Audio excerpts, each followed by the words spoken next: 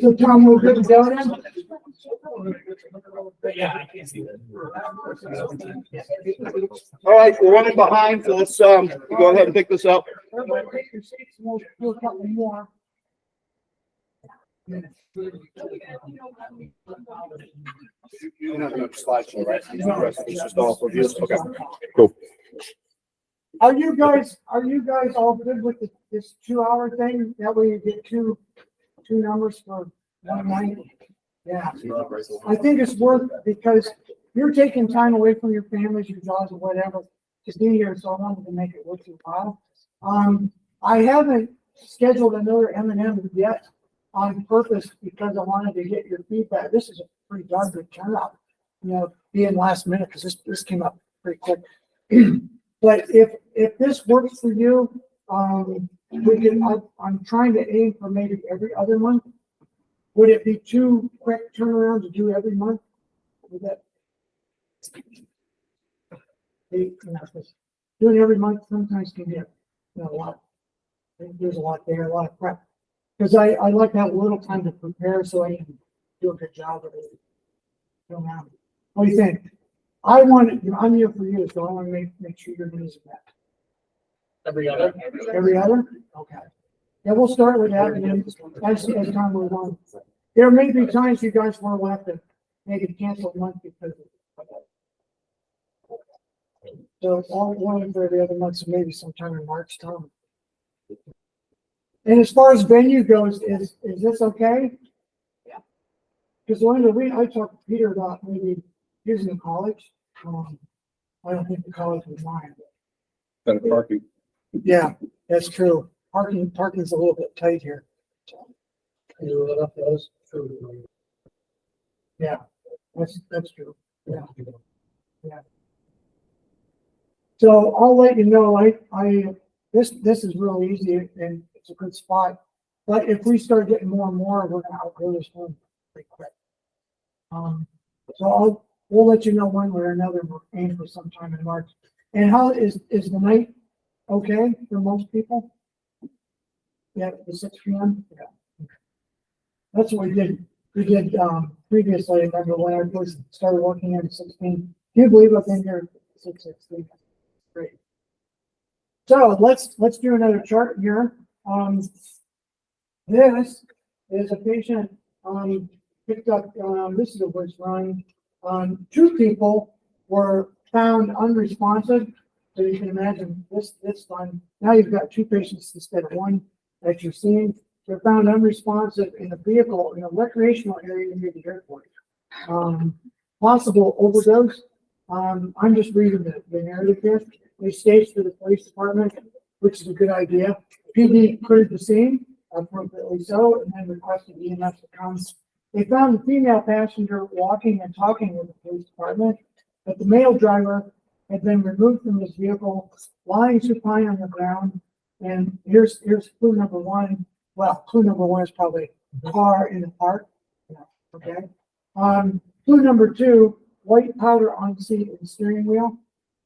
Clue number 3, cracked plate broken on ground during extrication. So you know what this is already. So your diagnosis has been pretty much made for you. Warning, this is the yellow flag in this case. Do not be fooled because all that glitters is not gold, right? So even though it looks like, smells like, sounds like, acts like it's a cocaine overdose, there could be some other things on board. Is this alcohol? Could this guy have had a seizure and now he's post-ictal? Could this be an MI? Et cetera, et cetera. Anything that causes that. He could have had a stroke too, who knows? So the male is found, and this is even worse because your shift is just ending and you get called to this scene. He's pulseless, apneic, and unresponsive. Oh, joy, oh rapture. It's not a code. The patient is cyanotic and he's cold and he's wet from the ground because he's out on the ground. And appropriately, we close shop and drive home. No, just kidding. You appropriately begin CPR, chest compression, and he was given appropriate airway. Let me see there. BVM first, oral airway, then I think down the road. You ever do? Studying have to. And pretty soon, and some, I'm sorry about the timetable. I didn't do this carefully enough. He was given Narcan, and guess what, ladies and gentlemen? Did it wake him up? Did it bring his heart rate back? Absolutely. Did he start to have the blood pressure? Yes. Did EMS administer fluid? Yes. Did they establish an airway because the patient was unresponsive? Yes. Was there a delay in airway establishment? No. There wasn't too much of a delay in CPR because the police were doing what they thought best to get the patient out from the car so that they could expose the patient appropriately so you could do an assessment and pull, all airway, breathing, circulation, all bets are off, starts CPR. So that was appropriate. Down the road in secondary, you did a blood glucose and that was normal. Surprisingly enough. ECG showed sinus bradycardia tachycardia. What do you think? After you start them, yeah, probably use tachycardia. Maybe like in the 118 or so. Saline bolus 500. Epinephrine was given. Appropriate slope. I think I see at least 2 epis here. Narcan 2, Narcan 2. So they're given a total of 4. How much Narcan is too much Narcan? Yeah, sky's the limit. So, I had a patient here that last week, I think between us and EMS, the patient had 16 milligrams of Narcan. And he was a little pissy in the ER, wanted to go home. Yeah. It's 30 to 40 milligrams. Do you really? Yeah, I've given you, no problem. We had thought that here is 8 milligram doses. We had they've already got 3 doses in before we're even walking up. My biggest fear is that one of these days Narcan's not going to work. That's more common than not. It's just a big fear of mine. Yeah. Especially with the synthetics, fentanyl being mixed with heroin. That's horrible. Now, another medicine that took my interest, the patient was also given sodium bicarbonate, which I thought was really good. Why, if you get to the scene and you see a pulseless apneic arrest patient, why would bicarb cross your mind? Do you know the downtime? There's your ticket. If downtime is unknown, the chances of that patient being acidotic are pretty high, right? Because he is down or she is down, they are not perfusing tissue. If you don't perfuse tissue, tissue dies, right? If tissue dies, it gives off a byproduct called lactic acid. Lactic acid makes you more acidic. It causes a metabolic acidosis. Does that make resuscitation more difficult? Absolutely. If we get below a pH of 6.8, guess what you have in your hand? Not fun. So EMS never likes to bring a dead body to the emergency department, and especially when they've been called by the police department to rescue somebody, it looks bad. So the right thing was done in getting sodium bicarbonate. And to link in with the lecture tonight, this technically is a toxic emergency, right? You found white powder on the seat in a car parked out in the middle of nowhere with a crack pipe. Crack cocaine overdose with a cardiac arrest substantially. Obviously, this guy had some pathomimetic poisoning from crack cocaine. And as you all know, cocaine and crack is highly stimulant to the heart. It increases the heart rate. It increases the pressure in the heart muscle. It makes the heart muscle work ever so hard. And when that happens, the heart screams because at the same time the heart is working hard, what are the arteries doing? They're going like this. So they're constricting so bad that they don't deliver the oxygen and the muscle's demanding more oxygen. So now we've got a supply issue and a demand issue.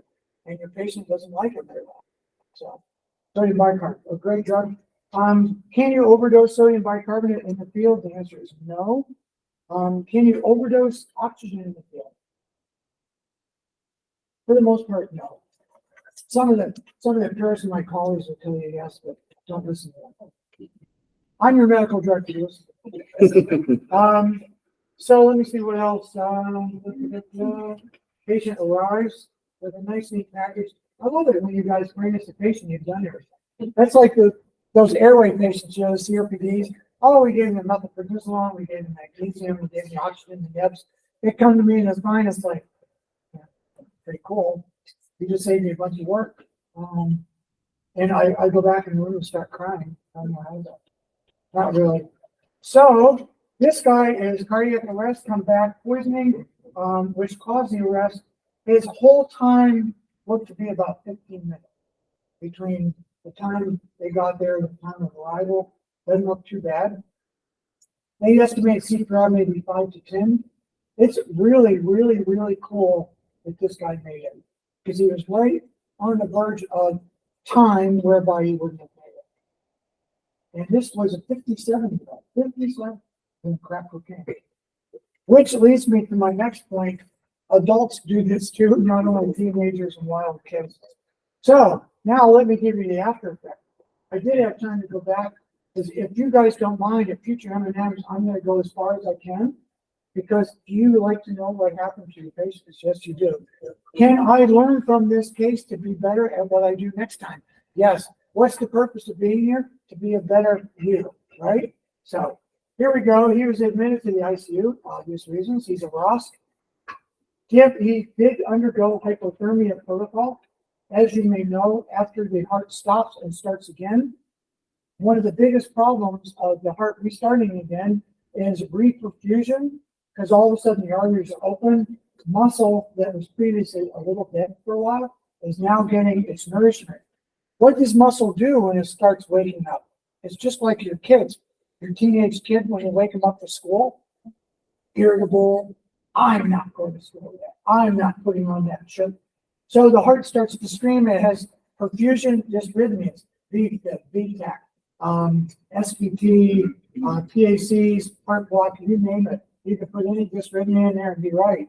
So freezing, or not freezing, but decreasing the temperature allows the patient a very slow rise to normal metabolism. It decreases cardiac irritability. The other thing we give them is an electrolyte intravenously called, anybody know? 2 electrolytes that really stabilize the myocardium. Remember? One we give our COPD exacerbation. Magnesium, yeah. So all the paramedics remember this from paramedic school. Magnesium is a membrane stabilizer. It also is a weak bronchodilator, and calcium, of course. What does calcium do to the myocardium? It allows the myofibrils to actually do this. Calcium goes into the cell because calcium is largely extracellular. The extracellular ion goes in there and causes the myofibrils to contract, right? So by giving them calcium chloride, we're actually improving cardiac health. So hypothermia. Unfortunately, this gentleman sustained a toxic brain injury. He had some positive EEG findings. He was given anti-seizure medication as a precaution when the brain doesn't get oxygen and then starts to wake up. The brain, like the heart, becomes irritable. So irritability in the brain is misbehavior, memory issues, any stroke-like syndrome, or seizures. And seizures is the #1 irritability problem. He also sustained a kidney injury. So his BUN and creatinine were off the roof. And as you can imagine, he had a condition called rhabdomyolysis. Are you all familiar with that? Rhabdomyolysis is just the medical term we use for too much muscle enzyme in the blood. Muscles release myoglobin. Myoglobin is very disliked by the kidneys. The kidneys don't handle that protein very well. And so when myoglobin builds up in the tubules of the kidneys start to slow. You can't pee. If you can't pee, you can't get rid of toxins. And guess what? You get more ill. Can patients die from renal failure? The answer is yes. So he has to get a lot of fluid. The problem is he's got a weak heart to pump that fluid. Can you imagine? So now we're fighting this. Now, to add fuel to the fire, he went into acute respiratory failure. He developed bilateral pneumonia. And because of all of this in the background, guess who developed a tension pneumothorax in the unit? Because of the peak pressure on the ventilator and the pneumonia, this guy succumbed on the left side, got a tension pneumonia. All of a sudden, he's tachycardic. His PO2 drops to like 80, or his SpO2 drops to 80. He's tachypnic. The alarms are going off. Quick assessment by the ICU team, and they stuck a needle in his chest, decompressed him, and then they put a chest tube in. So the other thing, along with this case, this guy isn't maintaining the good blood pressure despite all efforts. He's on pressors. He's in septic shock. Blood cultures come back positive because he picked up the pneumonia. He's got a streptococcal pneumonia on top of all this, which my theory is he may have had a little bit of pneumonia before all this began, exacerbated by his event in the car. So obviously this guy can't eat, right? If a guy is on a ventilator or a girl's on a ventilator for a while, guess what we have to do? We have to provide nourishment. Well, how are you going to squirt food down an NG tube when he's already had one injury? And if you put an OG or NG tube down an intubated patient, are they at risk for aspiration? Of course, this airway is protected, so they say. But you and I know in the real world that they can easily bubble up. So let's decide a night shift starts TPN and an NG tube forgets to turn off the rate doubles.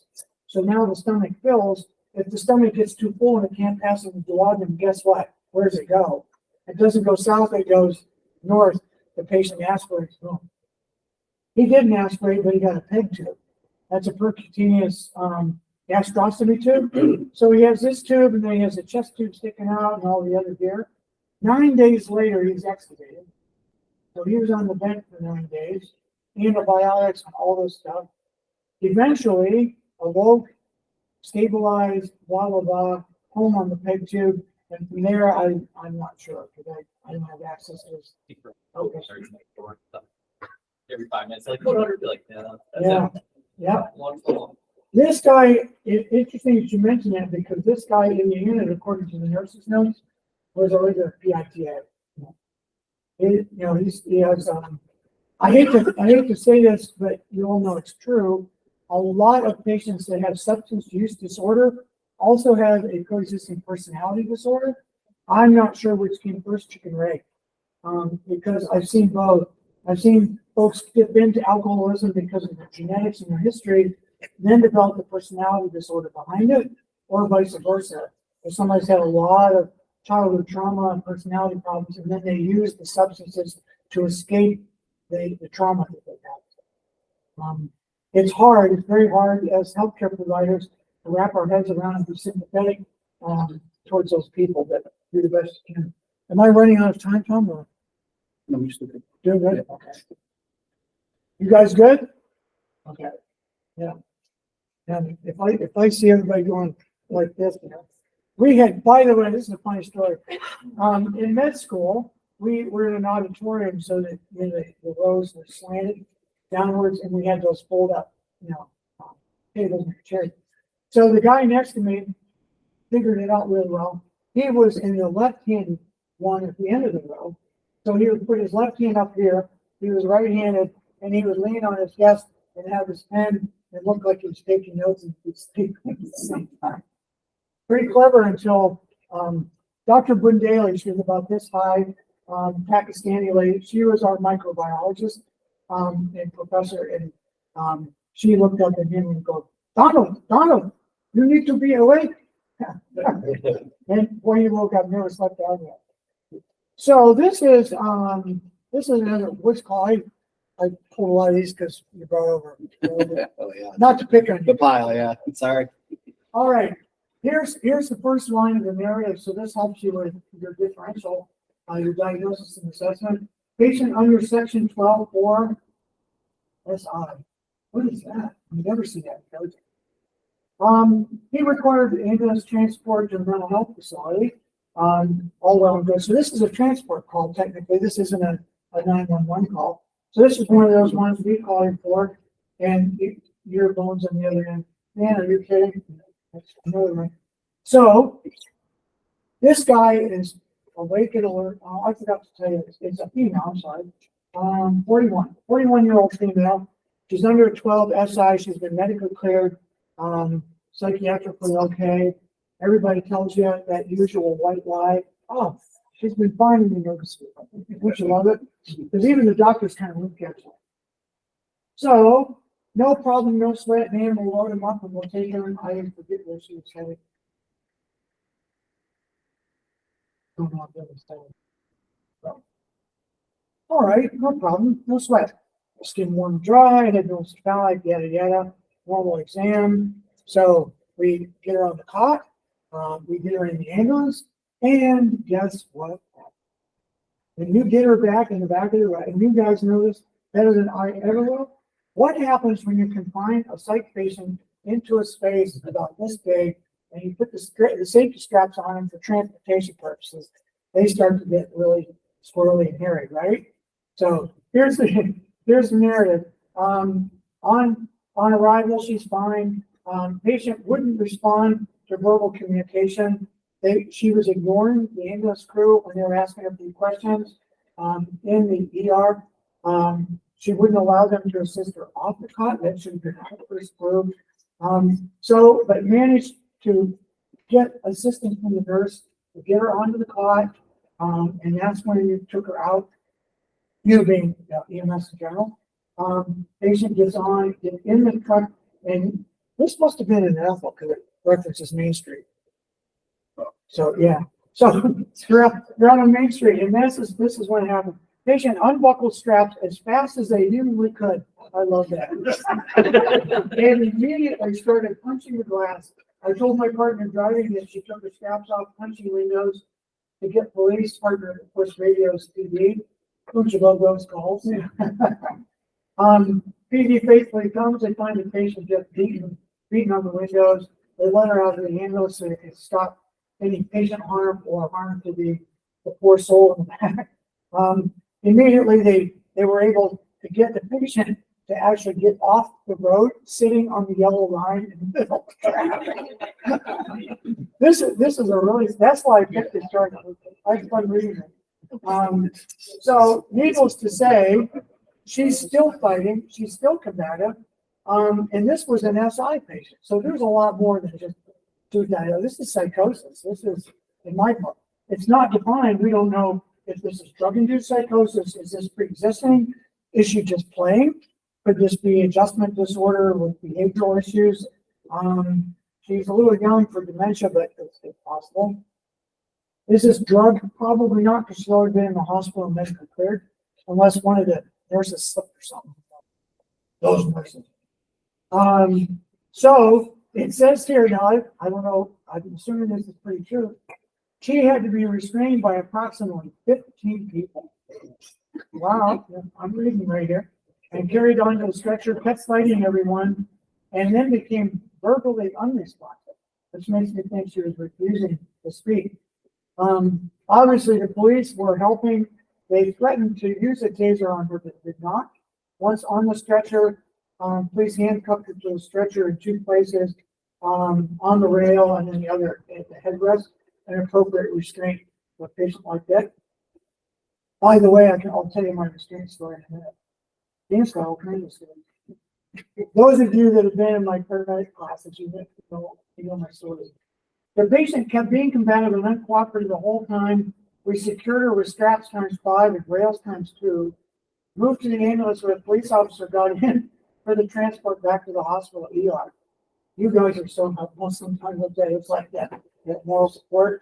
And of course, they go back to the ER and say, "Hi, remember us? Yeah, this is that gentle, easy, stable patient you just gave us about 15 minutes ago." And all the ER staff is looking at. We think you transported the wrong patient. So, needless to say, I looked it up in the record, and oh yes, this individual did receive chemical sedation. I think it was the usual. She got what we call B52. That's Benadryl, 50 milligrams Haldol, 5 milligrams in Ativan, 2 milligrams. Works like a charm except for my guy, which it's a good segue in the story. 36-year-old male who's recently been in the ER. He came in on the weekend, I think Sunday, if I'm not mistaken. So Monday morning, I walk into this guy. He's in room 5. He is so nasty. He's agitated. He's loud. He's pounding the door, pounding the walls, tried to barricade I must have just left. with the cart. Oh yeah, you missed the show. This is my Martin Luther King Day. Yeah, I get to march right into 5 and tell him what I think. But we deal with this patient, and I gave him help. I gave him Versed. I gave him Thorazine. You know how much Thorazine I ended up giving him? 75 milligrams. When the normal adult dose is around 10. Wide awake as you and me. Yeah. Just burning through like water. So it's getting close to afternoon. And finally, I'm all hats off. If you ladies can, we got him into a chair. And if the nurses could you go in and start an IV in this guy? I need to start him on Precedex. For those of you who don't know, Precedex is a sedative agent we use in the OR, ICU, and in our situation, it helps sedate the patient for a procedure or to sedate them when they're on a ventilator, or if they're undergoing painful dressing changes in a burn unit and that sort of thing. So I give him 6 milligrams of Versed. While he wait, and he's getting a little bit less agitated, so his attitude's mellowing, but he's wide awake. Vital signs are still miraculously very good from what we can do. We get some Precedex into him. Next thing you know, within 5 minutes. Yes, I finally achieved my dream. So we roll him in from room 5 to room 9 where there's a monitor. The number one problem on Precedex is bradycardia, just so you know. You don't carry Precedex on the rig, but just so you know. So he's doing very well. He's on Precedex. My fear was, and that's why I segue out of Rhabdo here. He was in a chair for several hours. Before that, we had him restrained off and on the stretcher in his room. Okay. At one point, we got him down to two points, but we had to put him 4. Long story short, if you're doing this all day against force, guess what happens to your muscles, you guys? And you get muscle fatigue. What happens to the marathon? What happens to the Olympic weightlifter? The same thing, right? So next thing you know, he's dehydrated, he's not drinking, he's overexerting himself, and guess who had rhabdomyolysis? For reference purposes, a CPK or a creatinine phosphokinase is around 150 or 200 in the blood, and we're a little lower than that. His was 3,567. Not the highest I've seen. He was working. Yeah, this man was working. His kidneys had acute kidney injury. His urine looked like English tea, which is very usual. The myoglobin discolor of the urine makes it orange. So I'm super, super glad he responded to the Precedex. We were able to flush him with fluid, which is a treatment of choice. We gave him sodium bicarbonate or dual standby, and he's putting out the urine. I'm glad to say that this afternoon when I left the hospital, his CPK is a little less than 1,900. So he's really peeing well. He's being weaned off Precedex, and if I acted up, I'm really sorry. Yeah, you acted up all right. I can't tell you how many steps. We had security there. PD came up and helped us a little bit with this guy, which was really helpful. Because sometimes if the uniforms are there, the patients back off with them. But yeah, he was challenging. Did you go in and give them the Dr. Dan finger? Yeah, I felt like it. I was on admin today, so I had to act like a chief instead of a commissioner. Yeah, terrible aggression. Which leads into the next case. This is a 63-year-old male called to the scene because he was assaulted and aggressive towards staff, which leads you to think that this guy is in a group home, right? And we have a lot of group homes.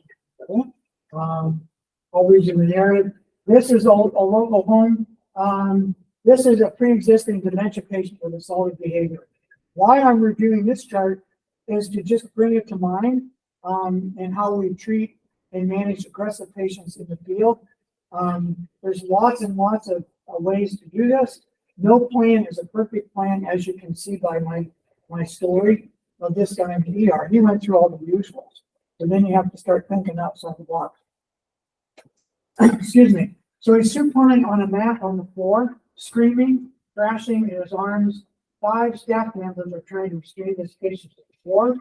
He's in a Johnny and Red Sox. Oh, Red Sox means he's a bowler. Thank you. His blanket's rolled up as a pillow under his head. I'm really glad for the detail here. That tells me a lot. That the patient was protected from head injury. Really important, right? Okay. This is funny. The nurse states that he's a male. Oh, okay. He's new to the facility since Saturday. So that's unfortunate because we really don't know if this guy has behavioral issues or not. She says he has advanced dementia and his wife's not able to care for him at home. I'm sorry, he's not in a group home, he's in a nursing home. This is his third. He had 2 discharges from part of the nursing home. Now, beyond my imagination, but I don't know why. So anyway, the wife has been secured as the power of attorney, and get this, she has refused to have the patient medicated. So here is question number 1, and why Dan brought this chart for review. What is the medical legal responsibility of an EMT or paramedic to administer medication in the field to a patient who has expressed through a guardian or POA that they don't want that? In line, right? It is an ethical question. It's fun question, entertaining, not fun when you're seeing, but something to think about. It brings up. I was just gonna say, if that was to themselves or someone else, That's right. That's the answer. If the patient is threatening harm to themselves or to others, all bets are off. Because we are required by our moral standard, our ethical standard, our oath that we took, as well as state statute, that we are to treat patients that are threatening harm to themselves or others. Right? And medically, legally, could you section this guy? Yes, you could. Yeah. Yeah. Section 12 on this guy. Why? Because this patient is a threat to harm himself or others. So he certainly could. You could check box 3 because 3 is bad judgment. Paragraph 1 is suicide. Paragraph 2 is homicidal. 3rd paragraph is they're out of their mind and need help. So there's question number 1, and the answer is to treat, because this guy is really assaulted. It also says he attempted to fight. So there you have it. Let's see. This documentation is really good because the responder, the person running the case, is making mention to try to de-escalate verbally, which is great. That's always the first step, and you and I both know it doesn't always work. It rarely works. Sometimes I've used my dad's voice this work. Yeah. It's a rare occasion, but it happens. Yeah. It's been a while since What I've did I heard it. say? Remember that patient in 8? Were you around that day? I kind of lost it. It's very rare. That's Sheena's favorite story. I can't remember what I said, but I didn't swear. Let's see. Cardiac monitor. You guys were able to de-escalate a little bit. And he was given drugs. Here we go. What would you give this guy? What do you think? A demented, older gentleman, very agitated, very aggressive. Eldol and Versed, good choice. Or Zyprexa and Ativan, yeah, any of those. So a benzo and an antipsychotic. It's a great combination, always a good place to start. What harm can you do by giving a patient Ativan or a benzo and an antipsychotic? Worst case scenario, they slow down their breathing. Who can rescue an airway better than you not, right? So worst case scenario, if this guy loses his airway, guess what? He has the best of the best right there at bedside to take care of it. He was also given 2 milligrams of Versed and 2.5 of Haldol after the Zyprexa and the Ativan. So this guy is really tough to hold together. Let's see, flailing around the stretcher, secured the strap. Oh, he's 1950s. He was rocking the whole. So stretcher's rocking. The EMS, the stretcher frame did not break. Isn't that great? Those stretchers are expensive, I'm assuming. Yep. So now he's in the compartment. He's starting to calm down. He stopped screaming. Don't you love screaming in the back of the ambulance? Mind blowing. Intermittently replying with random words. That's just dementia talking. He is noted to have a glucose of 229. Could that be reactionary to his stress? Absolutely. Do the white cells increase in stress? Yep. So you guys don't do it, but I do it. If I'm doing a CBC, if the white count's elevated, it's a stress reaction. Usually, the patient is warm to touch with afebrile. The reason he's sweaty is obviously working out. Could he be at risk of rhabdomyolysis and poisoning? Absolutely. Let's see what else. Hemodynamic is stable. You guys had a tough time getting an IV in them. The drugs were given IM, by the way. That's pretty much it. Yeah, you got to the hospital okay, early good. End title was good. That's a good document that. Can an aggravated patient who is medicated, can they lose their airway? Of course. Can they become hypoxic and hypocarbic? Absolutely. How can you tell if a patient's hypocarbic if you don't have end tidal on? You really can't. You can assume if they get a little bit more larger than 100, right? But you'd be surprised at how many times we'll think about hypocarbia, we'll put the end tidal on, and then all of a sudden they're really in bad shape, or they're not ventilating very well. Needless to say, the end story of this one was GPO. Yep, that wasn't hard to figure out. We good on time? Yeah, we got time for one more. One more? And that'll top us off, yeah. Oh, That'll bring us to about that hour. I kind of like trauma in a way, in a sick way. Don't get me wrong. I hate Bringing the right crowd again. I hate to see patients traumatized. But trauma, I don't know if it's for you, but trauma for me is a real challenge, and it's exciting because you have so many things going on at the same time. It's kind of like, kind of like a code. Yeah. So trauma, you guys, when you arrive at a trauma scene, you have to think systems. The best way to organize your head is to think systems. So cardiovascular, respiratory, GI, GU, musculoskeletal, skin, neuro, that sort of thing. At the same time, your mind is thinking systems. You need to think A, B, C, D, E, right? Airway, C-spine, immobilization. B is breathing. C is circulation, hemorrhage control. D is disability, that's your neuro. E is exposure environment, right? An event, what happened. And then there's F, if anybody know F is? F is your fast exam, if you're doing it. And that's for us. And G for us in the ER is go get some coffee. Just kidding. So I got a sixth sense of humor. You know, yeah. This is KF. She is a 52-year-old female. You did that nice 911 tone for a response to a motor vehicle accident.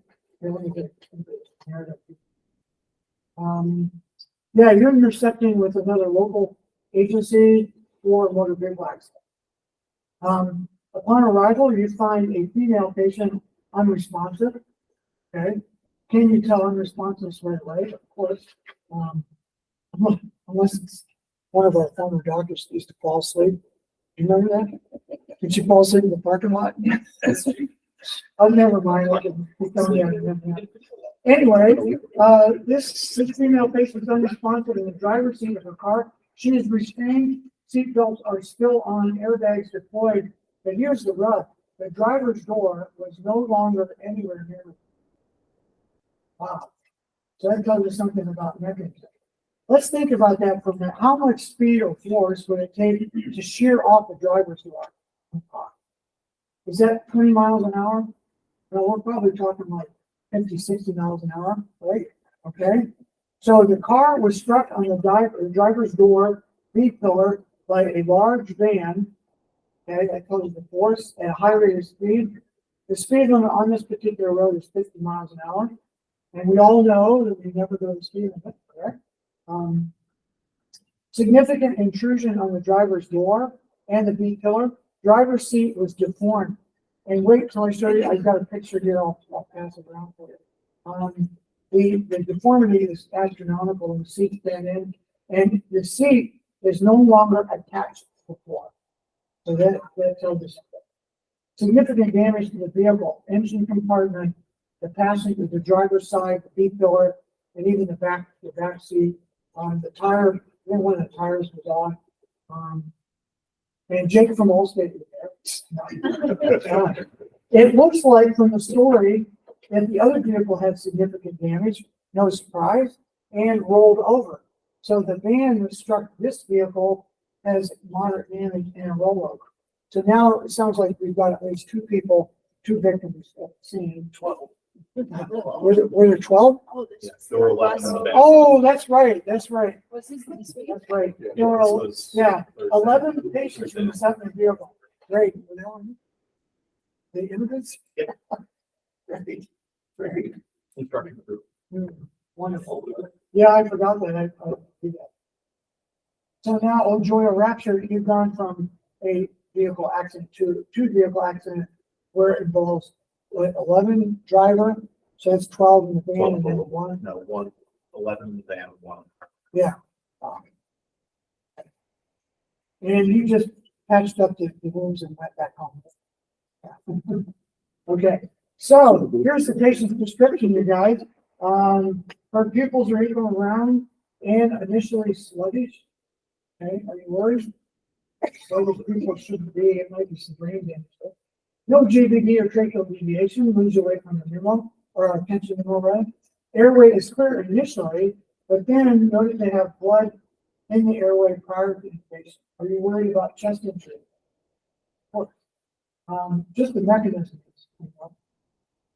Excuse me. During intubation, blood obscured the vocal cords. Bushi was utilized and placed with ease. Laceration of the patient's left cheek. So if a patient has injury to the face or the head, automatically start thinking they've got brain injury until proof. No ambulance crew is doing CPs in the field yet, but maybe something. Blood noticed to be draining from both ears. What's that sign up? Yeah. Basal skull fracture, put through occipital fracture. She So actually did not. she didn't have. I got follow up. Oh, okay, good to know. That's really I'll good. let you finish. The halo, you did a halo test on CNK. So that was good too. Everybody's familiar with the halo test? Like tissue paper, jelly, boom. Yeah, that's good. Edema and ecchymosis around the patient's left orbit and forehead. So without a doubt, there's head injury. And hands down, you knew that when you came to the scene. It's like, oh, she got head injury. Now here's the chest. Lung sounds clear, equal bilaterally, equal chest rise and fall. Chest grossly intact. At this time, does she have flail? Blood checking. No. Does she have tension? No. Clear lungs bilaterally, no deviation of trachea. She doesn't have subacute emphysema. She doesn't have crepitus, no gross deformity to the chest. Okay, so your initial impression is chest looks good. So that's gone. Respirations are good. Abdomen pelvis is stable. She's continent of feces and urine. That's a good note. Incontinence, could that make you think brain injury causing loss of parasympathetic tone? Yep. Is a seizure that caused the car accident? Unlikely.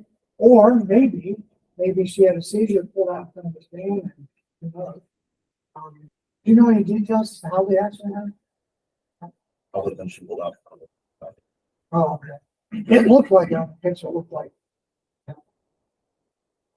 So is the patient responsive? Here's your answer. She's not answering or following any commands. At one point, she appeared to have simultaneous decerebrate posturing on the left, decorticate posturing on the right. Right? Are you worried when the patient begins to posture? Yeah. Does that indicate brain injury to them? Yes. So we've got ourselves a real problem.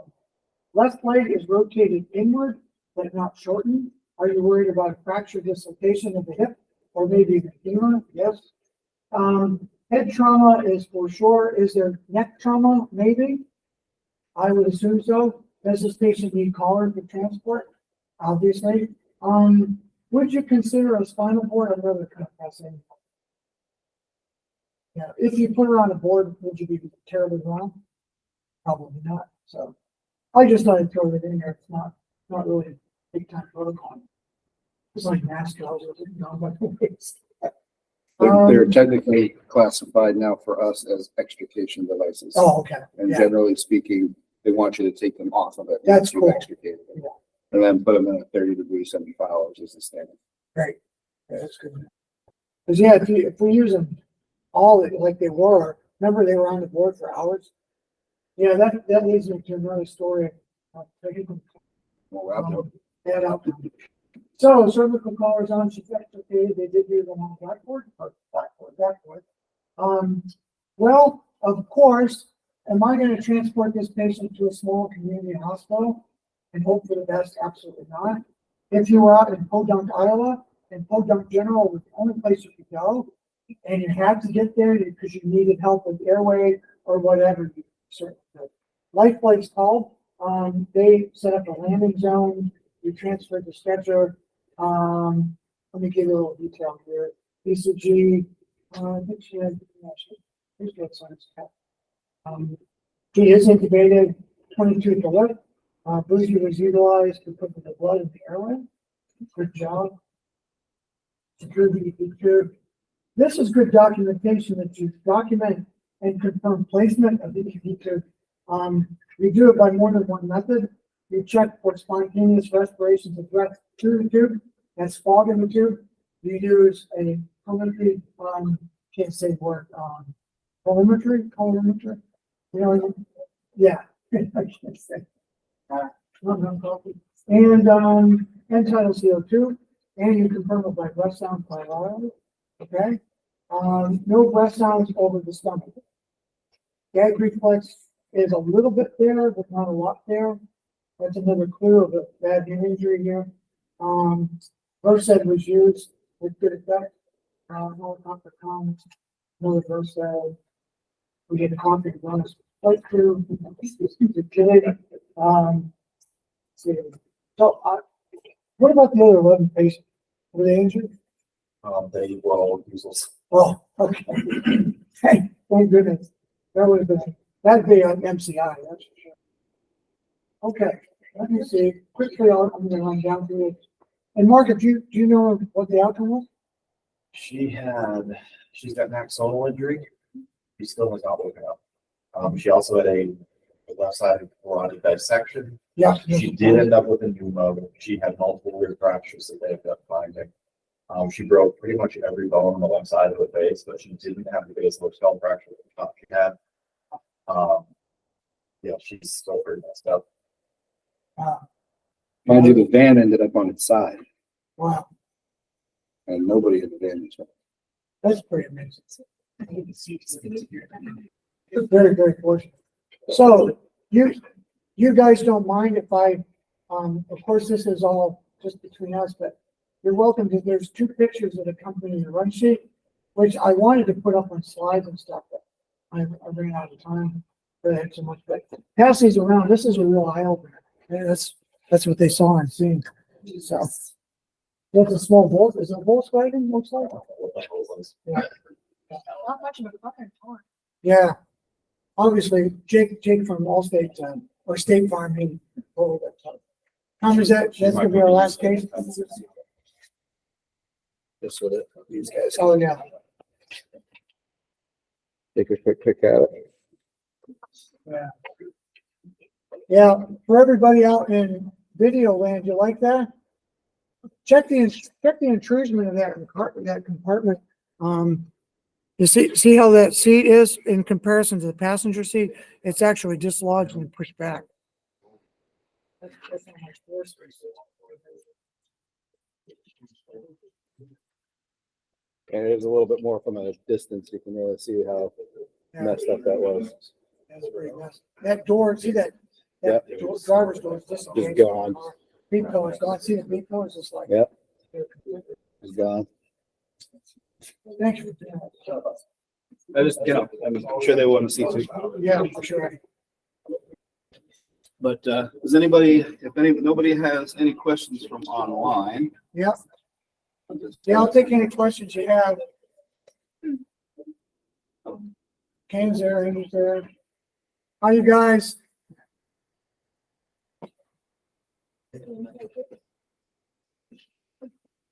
Tom, is this gonna work in the future, the Hope Google- so, yeah. I mean, hopefully we'll have a little bit better plan for next time. But yeah. Okay.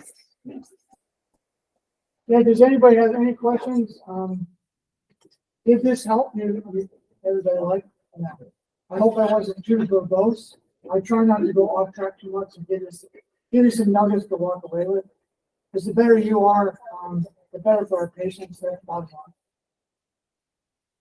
Oh yeah, the most important thing of the evening is making sure you sign your sheet and just put your number on that. Doctor, you just said that, obviously. Yeah, you do that. I think we have all the Yeah, we should be treated, right? yes. All right, so if there's nothing else, no other questions or anything that needs to come up? Because I'll end the online section for now. All right. Maybe just. Yeah.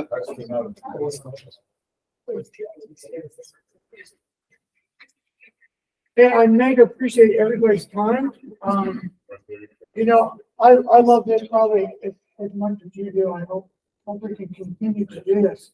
My goal when I took this position, was to try to improve communication between, the emergency department and EMS, because you are the first emergency care that our people see, not me, unless they're walking.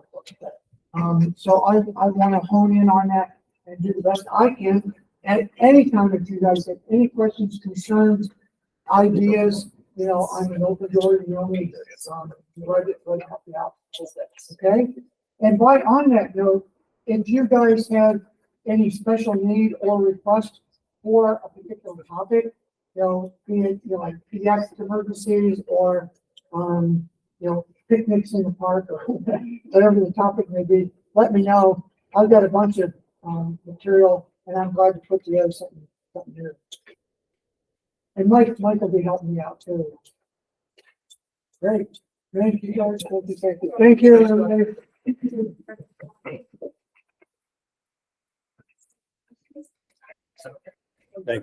Oh, yeah.